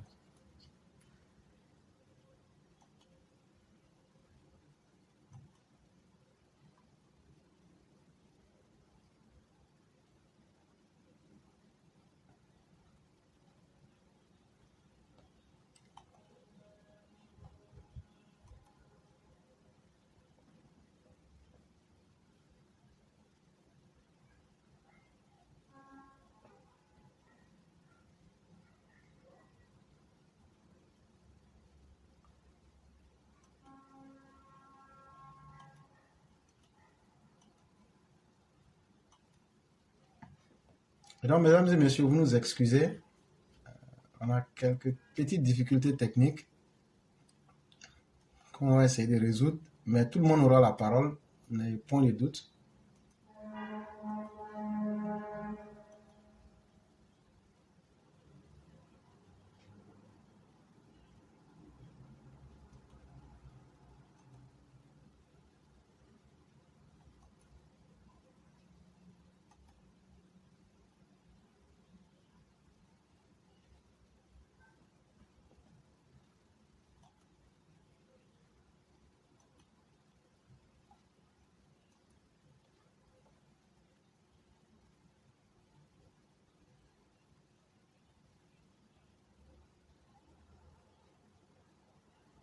Okay.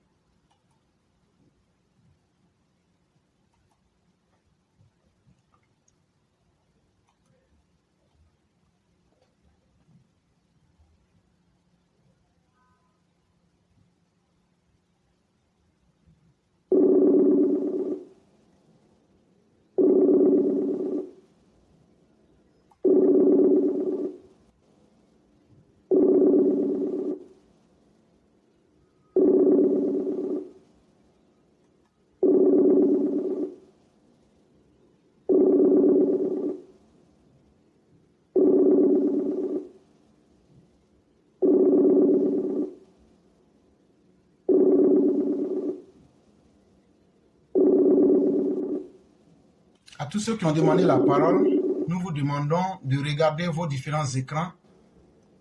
À n'importe quel moment, on peut vous donner la parole. Donc, souvent, prenez le temps de regarder parce que quand on vous rappelle et que vous ne prenez pas, après, quand on doit revenir, c'est déjà une perte de temps.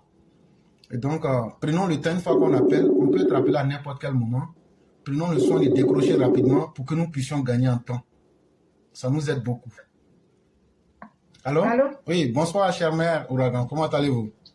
Oui, ça va, mon éclaireur. Donc, c'est moi, vous étiez en train d'appeler? Non, il y a plusieurs personnes que j'ai appelées. Ah, d'accord. Voilà, donc, Parce que je n'avais pas vu. non, c'était pas vous. Non, c'est maintenant. Ok. Donc, on va vous laisser la parole. D'accord. Donc, bonsoir, mon éclaireur pro-vérité. Bonne arrivée à mère Massiata Blanc, la mère chérie de la plateforme, la maman. Ok. Mes parents de Côte d'Ivoire, en particulier, vous, mes parents de l'Ouest, les Guérés, les Wobé, les Yakouba, vous préférez la paix que vous offre le chef de l'État président, son Excellence l'Ivoirien, Alassane Dramane Ouattara, ou bien la peine de mort que vous subissez de ses opposants depuis 2000 à avril 2011, donc la CNT de 2020 d'Henri Konan Bédier, Soro Guillaume, le sanguinaire empoisonneur certains condamnés à 20 ans, libres comme l'air, faisant des meetings dans tout le pays, en Côte d'Ivoire, même à l'extérieur, à l'étranger, venir dire après que le Prado n'est pas démocratique, qu'il est dictateur. Enfin, Ivoiriens, Ivoiriennes, ouvrons nos yeux et grands les oreilles.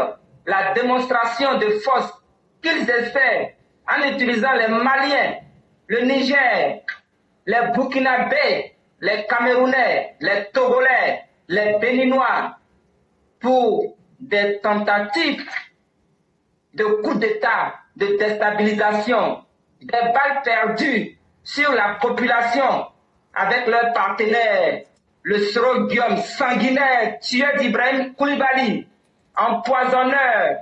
Cet individu, s'il n'y a pas mort d'homme, son pouvoir, son pacte signé dans les ténèbres ne pourra jamais le guérir.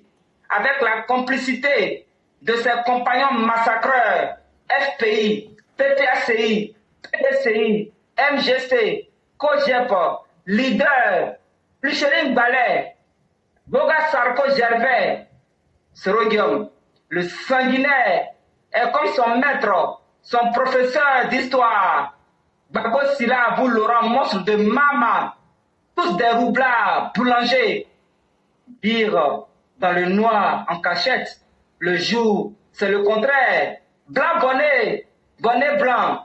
Ceci dit, peuple de Côte d'Ivoire, le trio sanguinaire massacreur, sont bel et bien toujours au rebond.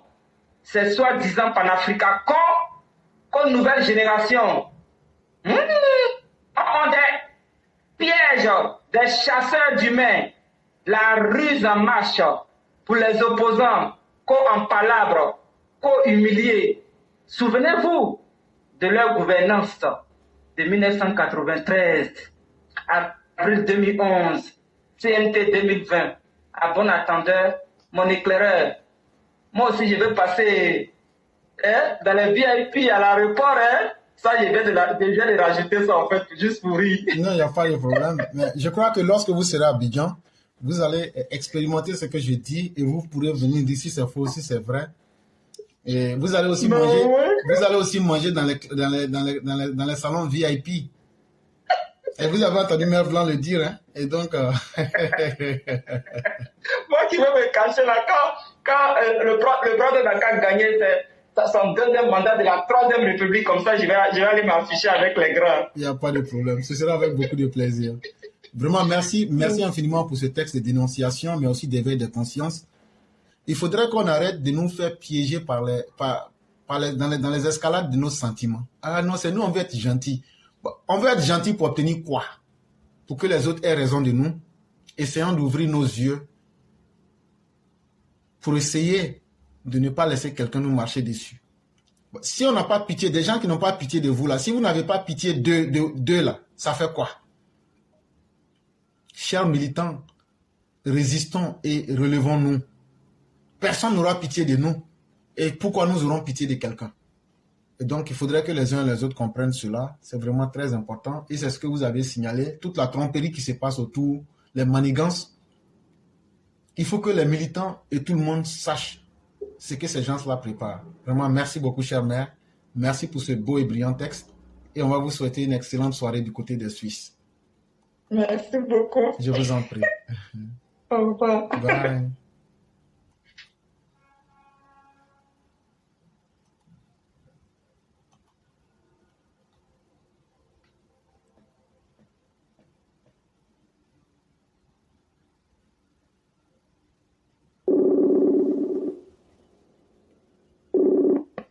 Allô?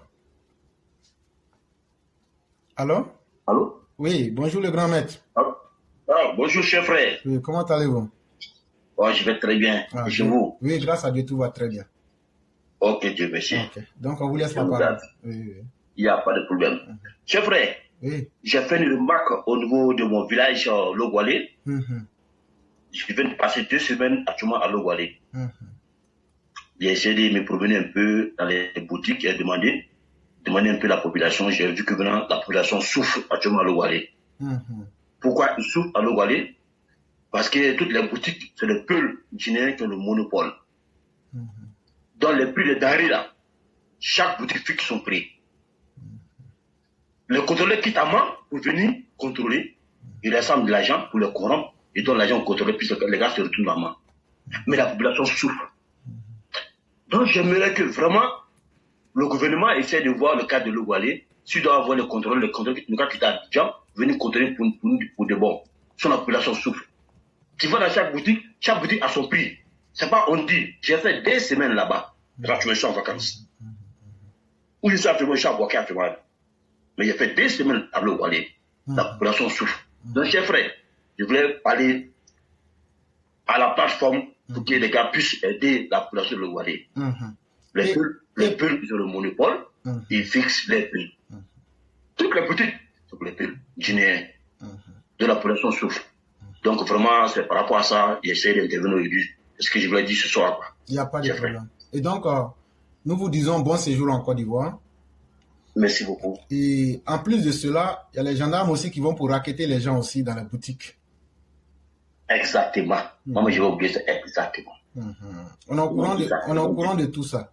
Maintenant, là, nos parents, là, eux-mêmes, là, c'est quand on leur dit, là, ils n'aiment pas écouter. Sinon, chers frères, tout ce qui se passe là, faut dire à nos parents, nos cas composés, le 1343. C'est un numéro gratuit. Quand ils vont composer, c'est un numéro vert. Tous les commerçants qui n'appliquent pas le respect des prix, là, vous donnez son nom avec tous les renseignements. Un jour, au moment où toi, tu ne t'attends pas, là, un jour, on va venir l'attacher devant tout le monde.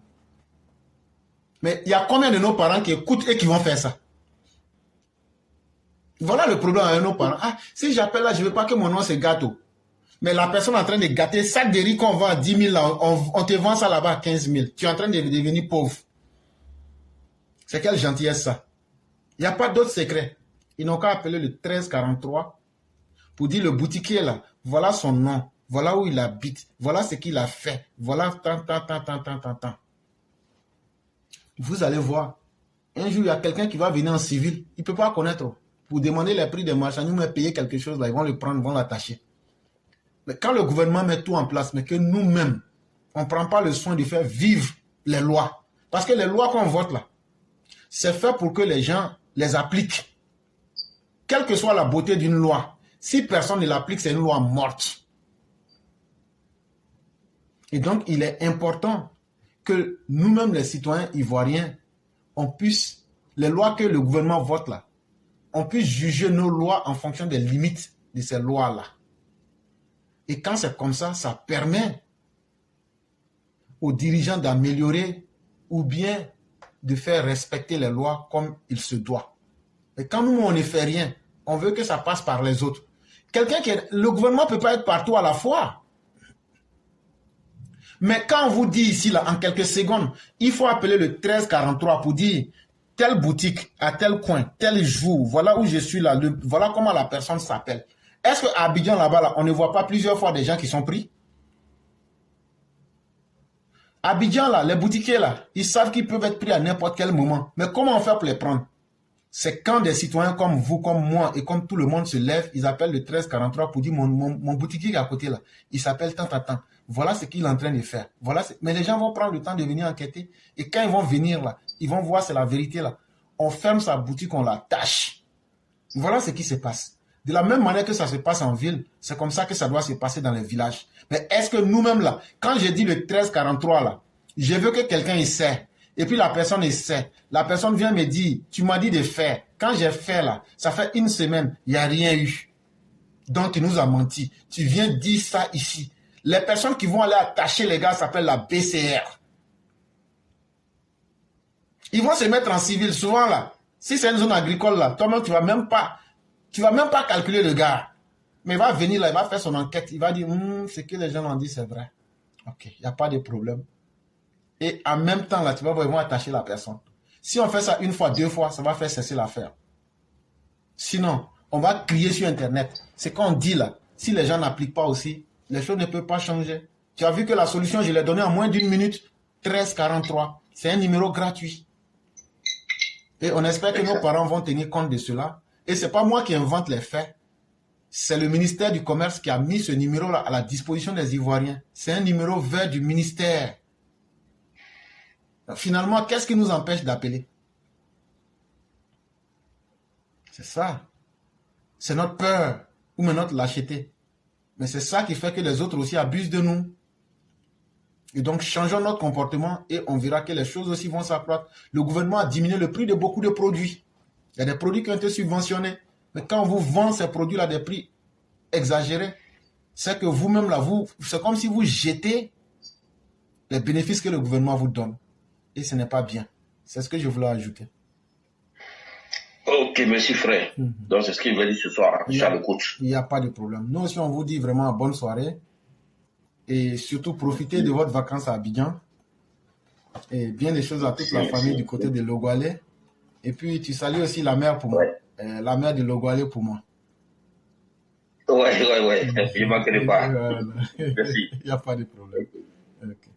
Donc, vous passez une excellente soirée. Merci. Ok.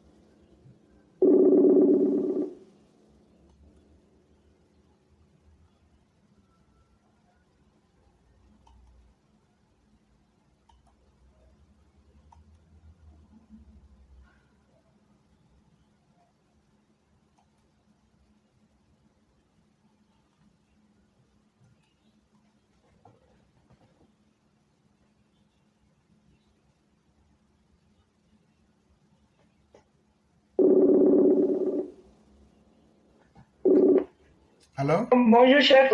J'espère que ce n'est pas moi que tu as appelé. Ah non. C'était d'autres intervenants, mais qui n'ont pas décroché. Donc, cela fait de vous la dernière personne. Et donc, on va vous laisser la parole. Ok. Bonjour, chef frère. Bonjour. J'espère que tu vas bien et que la semaine aussi a bien débuté. En santé, j'espère. Grâce à Dieu, tout va très bien. Et de votre côté? Alhamdulillah, ça va. Que Dieu fasse grâce. Ok. Amin. Je dis bonjour à tous les EPV. Bonjour à tous ceux aussi qui nous suivent. Voilà, parce que si tu viens nous suivre, même si tu n'es pas EPV, ça veut dire que c'est parce que tu apprends quelque chose ici, mais peut-être tu as honte que les gens sachent que tu es là. Donc, je dis bonjour à tout le monde et à tous ceux qui nous suivent. Vraiment, pour débuter d'abord, je vais dire merci. Voilà, à la classe EPV hier sur TikTok. Vraiment, pour une première fois, c'était vraiment beau. Voilà, et je sais que avec le temps, ça va être plus que ça encore. Parce que vraiment, les élèves de notre professeur, on a montré là-bas que vraiment, on suit en classe. Voilà, et c'était vraiment bien. Et qu'il ne faudrait pas qu'on se montre. C'est là-bas que les microbes, ils sont beaucoup. C'est-à-dire, les gens manipulés, ils sont beaucoup. Voilà, parce qu'ils ont tous fui Facebook. Voilà, c'est là-bas ils sont. Mais Dieu merci. Et on rend grâce à Dieu que vraiment les EPV TikTok ont bien commencé. Et vraiment, on dit merci à tout le monde. Merci à tous ceux qui étaient là-bas. Et vraiment que Dieu continue de nous garder et qu'on continue aussi de pouvoir éclairer les âmes perdues et de sortir des âmes dans les ténèbres. Parce que franchement, quand on a regardé hier, il y a trop d'âmes perdues. Voilà, donc il faut qu'on les délivre. Vraiment, merci à toi l'éclaireur. Maintenant, je vais parler, voilà, le frère qui vient de passer là, le cas de nos parents en Afrique là, c'est eux-mêmes. Ils font comme si c'est Babo qui est au pouvoir. Ils font comme si le pouvoir là même les empêche de faire quelque chose. On vous dit de dénoncer, vous ne dénoncez pas. Maintenant, ça, on voulait encore accuser l'État pour ça. L'État ne va pas se promener pour faire le travail que nous-mêmes, qu'on dit l'État là, c'est nous tous. Donc c'est nous tous, on doit aider. On a mis des numéros verts pour vous. On vous dit s'il y a tel problème, appelez tel numéro. Si toi-même tu sais que la personne qui est là-bas là, fait ce que l'État lui interdit, il faut dénoncer. Et puis quand on dénonce ça même là, qui dit que c'est toi? Mais nos parents là, Gbagbo, j'ai dit Gbagbo a tellement traumatisé nos parents. Quand je dis nos parents, je vais dire que les Ivoiriens épris de paix et de justice. Gbagbo nous a tellement traumatisés qu'ils sont ici là avec plus rien. Même Tricot Alassane là pour te promener, Dieu merci la canne est venue. C'est à cause de la canne aujourd'hui qu'il peut porter Tricot. Même pour porter Tricot, il y a photo Ado là. Nos parents ont toujours peur. Même sous Ado comme si c'est Gbagbo qui est au pouvoir. Franchement, c'est eux-mêmes quoi. Tout ce qu'ils subissent là-bas avec ces malhonnêtes là, c'est la faute de la population. Parce que si vous dénoncez et que quand vous dénoncez comme ça et qu'on les corrige là, vous allez voir au fur et à mesure les trucs vont changer. Mais en Afrique, on veut que les trucs changent, mais c'est l'État qui doit tout faire. Ça ne peut pas marcher. L'État aussi fait son effort pour nous. L'État fait son effort pour que nous soyons bien. L'État, il y a la sécurité que l'État nous donne. Même si on ne leur dit rien là, que ça seulement là. Wallah, et quand tout Ivoirien qui doit penser à ça, doit dire vraiment Alhamdulillah, Dieu, merci pour ce pouvoir-là. Et grâce à ce pouvoir-là, vous donnez bien, vous faites tout. On vous donne tout, mais vous voulez avoir qu'ils n'ont qu'à les dénoncer, les malheurs qui sont en train de faire du n'importe quoi là. Si vous ne les dénoncez pas, elles ne peuvent pas savoir ça. Est-ce que vous saviez que ces gens-là font pitié même? Ils ont tellement de bagailles sur les têtes. Parce que le pouvoir doit montrer que c'est le travail, il faut le travail. Donc, si les gens vont encore venir se promener pour dire boutiquer là, non, quand même, dénoncez-les. Dénoncez-les, vous allez voir si ça ne va pas arriver quelque part. Ok, maintenant je m'en vais le cas sur notre erreur. Dans la vie là, quand tu fais le mal là, tu vas terminer par le mal. Tout ce qui arrive à Soro aujourd'hui là, c'est lui-même qui a cherché. Et tout ce que ces chiens de chasse sont en train de dire sur les réseaux, ce sont eux qui sont en train d'attirer Soro vers sa tombe. Parce que Dieu lui-même là, tu ne peux pas être dans le mal et puis dire à Dieu, faut guérir mon patron, faut guérir mon président. Vous-même vous saviez, vous-même vous le dites que votre président est malade, que votre Soro est malade, vous voulez qu'il n'a pas rentré. Maintenant, vous-même, ce que vous souhaitez aux gens, c'est que vous dites sur les réseaux là, est-ce que Dieu va vous suivre dans ça? Mais tellement Dieu même là, Dieu vous a abandonné. Donc actuellement, vous ne pouvez pas voir clair. Vous-même là, c'est vous-même qui allez enterrer votre Soro là, en exil. Parce que tout ce que vous dites là, Dieu lui fait le retour à l'envoyeur. Parce que vous-même, quand vous regardez ces chaînes, c'est qu'on a parlé à nos parents, surtout nos parents du Nord, là, mes parents c'est nous là, je les connais. Parce que eux là, on va les dire, hey, il est malade, oh. Laissez comme ça, oh. Ils vont dire, pépin, c'est comme j'ai tout fait pour parler à mes parents, c'est nous faut aussi. Parce que tout ce qui arrive à Soro là, Soro sait que le Nord l'a abandonné. Donc Soro s'en fout à l'air si on vient tuer nos parents. Nos parents ont compris ça. Et c'est ça, ils ont compris que ça pourrait la lettre, tout a échoué là. C'est pourquoi ils sont sortis en train de commencer à insulter partout là. Mais ceux-là, tant qu'ils seront comme ça là, et puis tant que même l'éclaireur, ils ont déjà tout fait, mais c'est déjà exagéré, c'est gâté. Actuellement là, c'est eux là, ils vont enterrer les patrons là en exil. Parce que avec tout ce que Soro a fait à la Côte d'Ivoire, avec tout ce que Soro a fait aux Ivoiriens, 2020 la même là. Voilà, c'est là tout le monde a laissé Soro tomber. C'est là le Nord même s'est dit, ouais, celui-là il nous aimait là, il n'allait pas nous unir comme ça. Il allait nous donner à tout le monde, on nous insulte partout, on insulte le président partout. C'est vous qui réveillez les morts, c'est vous qui insultez les morts, comme si pour vous, la même Dieu vous a dit que l'ange de la mort ne va jamais vous visiter. Ah, des gens, ceux-là, non, ils ne peuvent pas changer, ils ne vont jamais changer. Et puis encore, ce qui me fait mal, moi, il n'y a pas menti, ce qui me fait mal là, c'est nos différents frères du Nord qui sont allés se mettre dans ça et qu'ils ont gâché les vies politiques à cause des Soro. À cause des Soro, ils ont gâché les vies politiques. Parce que les opposants, c'est ce qu'on vous dit aujourd'hui. On dit, hey, Dieu là, tellement Dieu est fatigué de l'être humain. Tellement Dieu est fatigué de l'être humain. Dieu a fait créer l'Internet. Dieu a laissé les humains créer l'Internet, les réseaux sociaux. Qu'est-ce qui se cache aujourd'hui? C'est pas que les gens disent que Blé Goudé se promène dans les coins, Gbagbo se promène dans les coins, hey, il y a Internet jusqu'à dans le campement. Voilà pourquoi nous, à qui Dieu a donné l'art de la parole au monde pour pouvoir éclairer nos parents, pour pouvoir éclairer là, on doit toujours continuer à éclairer. Là, les Ivoiriens ont compris beaucoup de choses aujourd'hui. Tous ces opposants qui ont fait du mal à la Côte d'Ivoire, ils se sont fait le mal à eux-mêmes, jusqu'à leurs descendants. Parce qu'on va dire, c'est le fils de Gbagbo, il veut devenir président, il dit, son papa, voilà ce qu'il nous a fait. Hein. C'est comme ça, les enfants l'avont dit. C'est pas, il dit que ceux-là, c'est après 60 ans, ils vont venir au pouvoir. Quand tout cela sera anéanti là. C'est là maintenant, peut-être que de nouvelles pépinières vont pousser. Sinon, ceux-là, c'est fini pour eux. Parce que c'est quoi, on doit prier Dieu toujours, vraiment à nos cadres de s'entendre. Voilà, et on peut avoir des clans, chacun est libre de suivre qui il veut, mais le dénominateur commun là, c'est ça qui compte. Souvent quand on donne les sujets, comme on appelle ça, mathématiques, ouais, c'est pas faute en maths, hein. Voilà, quand on donne les sujets là, souvent je me promets, j'écris mes trucs, mais le résultat là c'est vrai, mais peut-être c'est pas le chemin qu'on m'a demandé. Chacun son chemin, mais le dénominateur commun là, c'est ce qui compte. Le résultat là, c'est ce qui compte.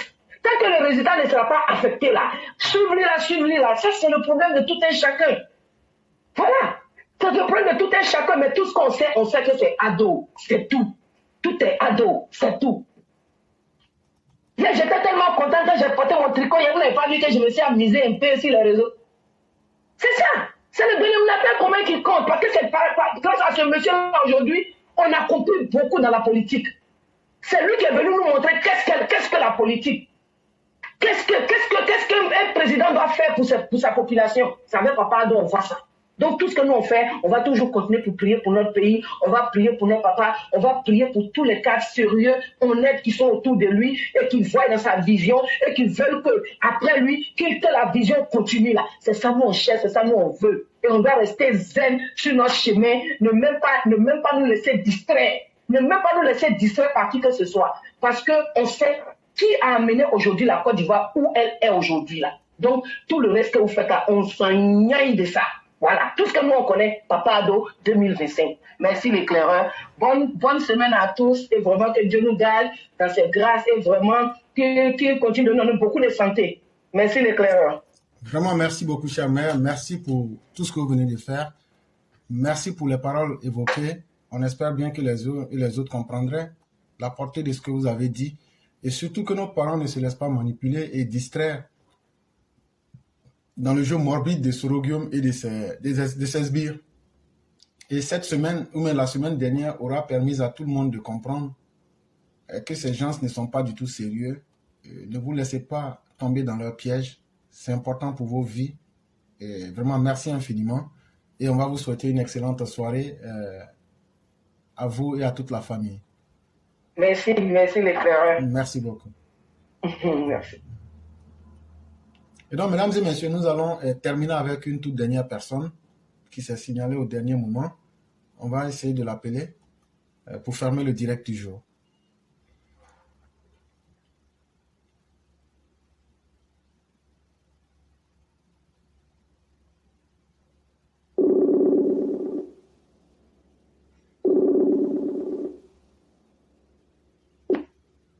Allô? Allô? Allô? Bonsoir. Oui, nous avons des difficultés pour vous entendre. Si vous avez un écouteur ou d'autres appareils, c'est impossible qu'on puisse vous entendre. Oui, j'ai un écouteur là. Et on n'arrive pas à vous entendre. Et on le répète chaque fois, ceux qui veulent prendre la parole, déconnectez tout ce que vous avez comme appareil pour être entendu.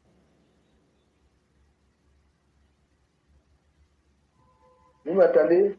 On ne vous entend pas correctement. Si vous ne déconnectez pas votre écouteur, votre Bluetooth, vos haut-parleurs, on ne pourra pas vous entendre.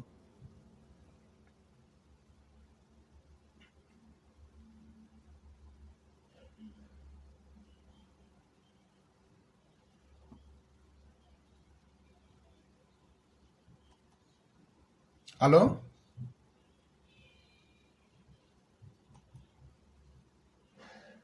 Est-ce que vous arrivez à nous entendre?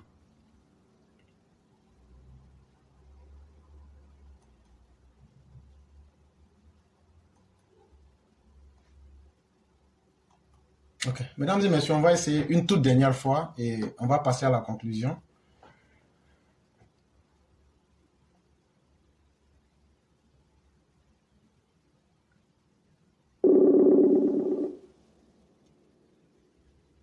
Ok. Mesdames et messieurs, nous aurions essayé du mieux que nous pouvions. On va dire merci à tous ceux qui nous ont suivis. Merci à tous ceux qui ont aimé le direct de ce jour.